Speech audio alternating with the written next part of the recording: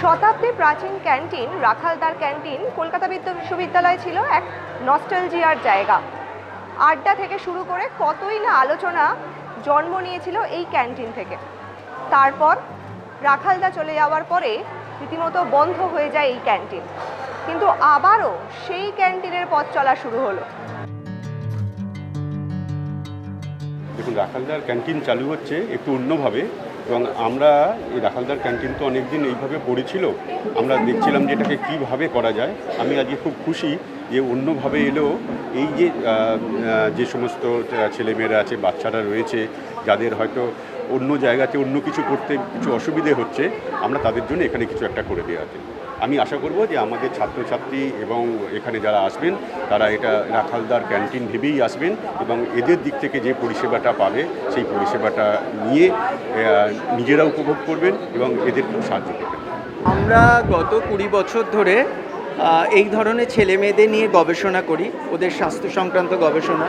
কিন্তু গবেষণা করতে গিয়ে বারবার মনে হয়েছে যে গবেষণালব্ধ ফল তো হাতে আসতে অনেক সময় লাগে, তাই ইমিডিয়েটলি ওদের সামাজিকভাবে সমাজের মূল স্রোতে ফিরিয়ে আনতে গিয়ে আমরা কি করতে পারি, সেই ভাবনা থেকেই আমি আমাদের ভাইস চ্যান্সেলর স্যারের কাছে একটা অনুরোধ করেছিলাম যে স্যার, আমাদের ছেলেমেয়েরা খুব ভালো কেক, পেস্ট্রি এসব বানায়, ট্রেনিং করে।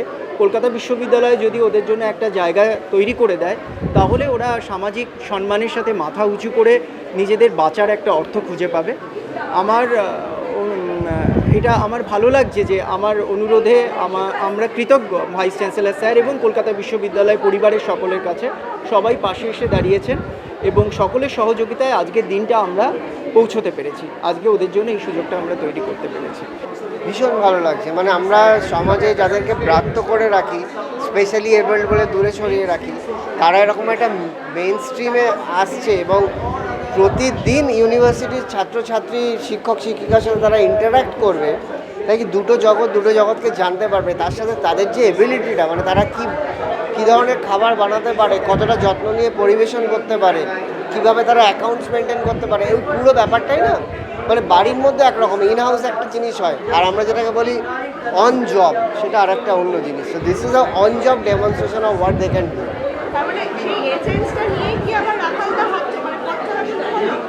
একদম রাখালদাস স্মৃতি আর নতুনদের উদ্দীপনা দুটো মিলিয়ে আজকে রাখালদাস ক্যাপেবেলের যাত্রা শুরু হলো। প্ল্যানটা আসলে যেটা হয় যে ডক্টর সুজয় ঘোষ জুলজি ডিপার্টমেন্টে, উনি ডাউন সিনড্রোম নিয়ে রিসার্চ করেন এবং সেই রিসার্চের সময় মানে রিসার্চ সংক্রান্ত ওনার সাথে আমরা কিছু কাজ করছিলাম।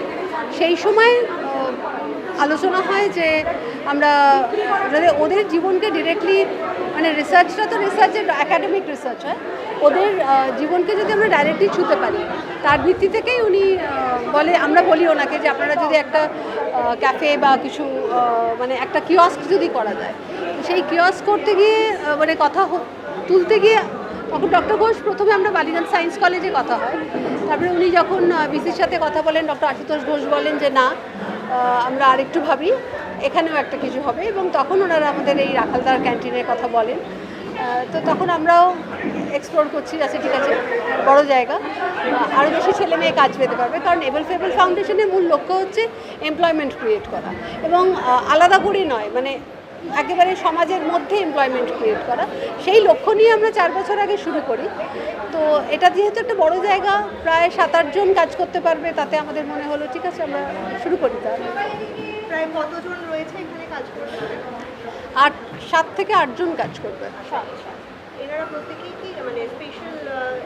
হ্যাঁ, এরা কেউ স্পেশালি এবল বলে কিছু হয় না।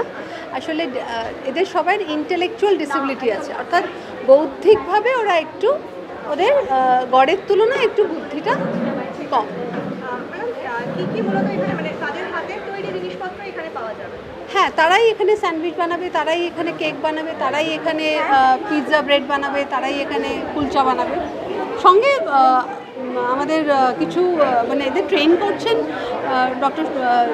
শেফ সুশান্ত বিশ্বাস, উনি আইটিসিতে কাজ করেন, মানে কাজ করতেন আর কি। উনি নিজে এখন একদম প্রফেশনাল শেফ, উনি সময় করে এসে ওদের ট্রেন করছেন, এবং ওনার তত্ত্বাবধানেই এটা পুরো রান্নি, মানে আমাদের কিচেনটা চলবে। আর তাছাড়া আমাদের দুজন মা এবং স্বাভাবিক মানে কোনো আলাদা করে ডিসেবিলিটি নেই, এরকম একজন কর্মী থাকবেন, আমরা তো থাকবোই, আমাদের সুপারভাইজাররা থাকবে। কলকাতা বিশ্ববিদ্যালয়ে আবারও যেন জীবন্ত হয়ে উঠল রাখালদা। সৌমিতা ভট্টাচার্যর রিপোর্ট, ইটিভি ভারত, কলকাতা।